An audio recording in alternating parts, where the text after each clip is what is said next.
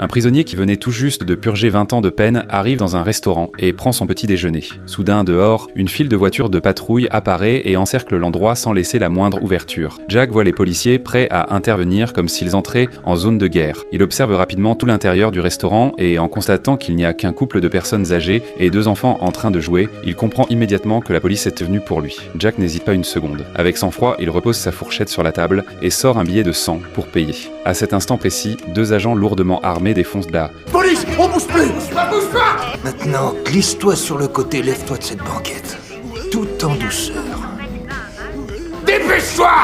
Jamais il n'aurait imaginé que Jack était un général retraité de l'armée. Pour neutraliser ces 2 policiers, un simple geste suffirait. Mais Jack choisit de garder le silence et de coopérer en levant les mains. Il ne le fait pas par peur, mais parce que c'était la première fois qu'il venait dans cette ville inconnue. Avant de comprendre ce qui se passe, il décide d'abord d'évaluer la situation. Après que Jack est conduit au commissariat, une policière nommée Kelly lui tend une feuille pour enregistrer ses informations. Elle lui demande ses données personnelles, mais Jack reste silencieux. Il commence à observer chaque détail du poste avec un regard perçant. Cette attitude irrite immédiatement le chef Allen, qui ordonne alors à ses hommes de jeter Jack dans une cellule. À ce moment-là, un détective noir nommé Axe intervient. Cet homme, qui semble plus raisonnable, emmène Jack dans une salle de réunion et lui explique ensuite pourquoi il a été arrêté. Il se trouve que la nuit dernière, un meurtre brutal a eu lieu dans la ville. La victime a reçu 2 balles de 9 mm à l'arrière de la tête, à bout portant. Et le meurtrier, après s'être assuré de sa mort, n'a pas seulement ramassé les douilles, il a aussi frappé le corps pendant 2 heures. Et à la fin, il n'a fait que recouvrir le cadavre d'un morceau de carton mal posé. Le matin, un témoin a vu Jack rôder près de la scène de crime. Alors, ils l'ont arrêté comme suspect. Après avoir entendu cette histoire, Jack, qui était resté muet jusque-là, finit enfin par parler.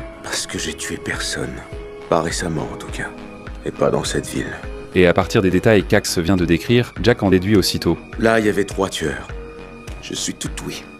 Le tireur connaît très bien les armes à feu. Il utilise des balles subsoniques de petit calibre, 9 mm, 95 grains, et il a rajouté un silencieux. En quelques secondes, Jack analyse une quantité d'informations utiles. Après avoir entendu son raisonnement, Axe, même s'il est d'accord avec sa logique, continue de se demander pourquoi Jack se trouvait sur les lieux du crime. Jack n'a pas d'autre choix que d'expliquer. Ce matin-là, il est simplement descendu à la gare routière voisine. En tant que voyageur de passage, son seul but en venant dans cette ville était de rendre hommage à un chanteur de blues aveugle mort ici. On apprendre un peu plus sur lui.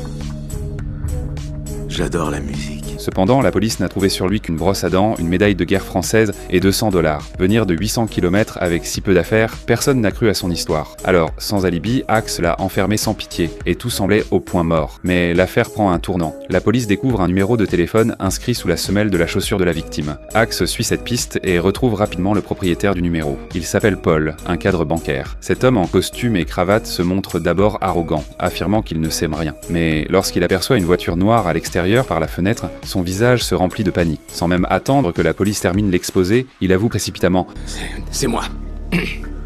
J'ai tué ce mec. C'était moi. » Il coupe même l'agent de Kelly quand elle commence à lui lire ses droits, comme si entrer en prison était son plus grand désir. Mais Axe, perspicace, comprend immédiatement que cet aveu est faux. Il commence alors à le tester. Donc vous voulez me faire croire que vous, qui n'avez aucun casier judiciaire, vous avez tué un inconnu sans raison? Que vous avez utilisé un fusil à canon scié pour lui tirer une balle dans la tête avant de l'immoler? Oui, c'est ce que j'ai fait. En entendant ça, Kelly et Axe échangent un regard complice. Si Paul est si pressé de servir de bouc émissaire, la police décide de l'arrêter quand même. Peut-être pourront-ils lui soutirer plus d'indices. Avec ce nouveau suspect, Axe réalise aussi qu'il s'est trompé sur Jack. Il s'apprête à le libérer, mais à sa surprise, Jack adopte une attitude provocante. Non. Je demande pardon? Pas tant que j'aurai cette chose autour des poignets. On sait tous les deux que j'ai tué personne et c'est très important. Axe, déconcerté, demande à Kelly d'apporter des ciseaux pour couper, mais Jack l'arrête. Je m'en occupe.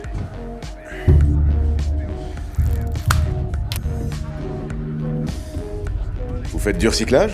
Jack sort alors du commissariat, très sûr de lui. Peu après, le chef de police rattrape Jack et l'arrête de nouveau. Il lui révèle l'identité de Paul et les détails de sa confession récente. Il espère que Jack pourra aider à analyser davantage d'informations utiles. Mais Jack, dont le voyage a déjà été gâché par eux, n'a plus envie de coopérer. Il se contente de se retourner et s'apprête à partir. Voyant que Jack refuse d'aider, le chef commence à mettre la pression. Le fait que Paul ait menti en disant être coupable ne prouve pas l'innocence de Jack. Et Paul a même avoué beaucoup de choses incohérentes. Le chef peut donc raisonnablement soupçonner que Paul essaie de disculper Jack. Ainsi, tant que l'affaire n'est pas close, Jack ne peut pas quitter la ville. Ces mots allument la colère de Jack. Il se retourne brusquement et lâche un indice crucial. Lorsque Paul a été amené au commissariat, l'agent Steven a échangé avec lui un regard étrange pendant 2 secondes. Ce comportement inhabituel suggère clairement qu'un secret les lie. Sans hésiter, le chef décide de convoquer Jack et Steven dans son bureau pour les interroger. Dans la salle d'interrogatoire, une vérité inattendue éclate. Paul et Steven sont cousins. Steven explique que cette nuit-là, toute la famille s'en était réunie. Ils ont tous bu et fêté jusqu'à 2 heures du matin. À ce moment-là, Paul était complètement ivre. Il ne pouvait pas se trouver sur la scène du crime. Même si cela lui fournit un alibi, une question demeure. Pourquoi Paul était-il prêt à endosser la culpabilité à la place d'un inconnu? Bien, espérons qu'une semaine en cellule saura le motiver.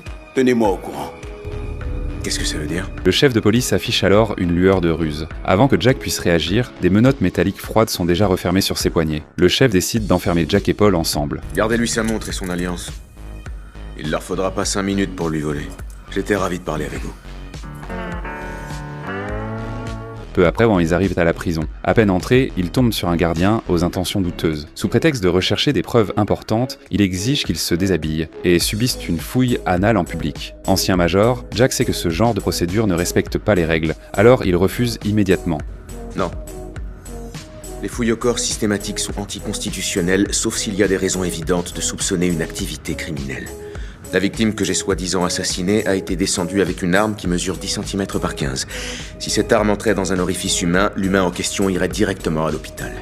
Et étant donné que c'est le seul objet relié à ce crime, votre requête est illégale. Voyant que le gardien insiste encore, Jack décide de le menacer directement.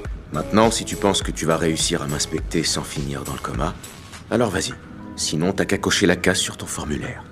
Face à cet homme imposant, le gardien ravale sa colère, termine les formalités d'entrée et les conduit à leur cellule. Son regard reste plein d'hostilité. Il ne laissera pas Jack tranquille si facilement. Le lendemain matin, grâce à son instinct aiguisé, Jack remarque que quelque chose d'étrange se passe dans la prison. Sous les yeux des criminels qui les observent, Jack, fort et sûr de lui, reste calme. Mais Paul, à l'allure plus fragile, n'a pas la même chance. Dans un environnement aussi brutal, son apparence attire rapidement l'attention. Comme prévu, un chef de prison connu sous le nom de Le Noir commence bientôt à s'intéresser à Paul.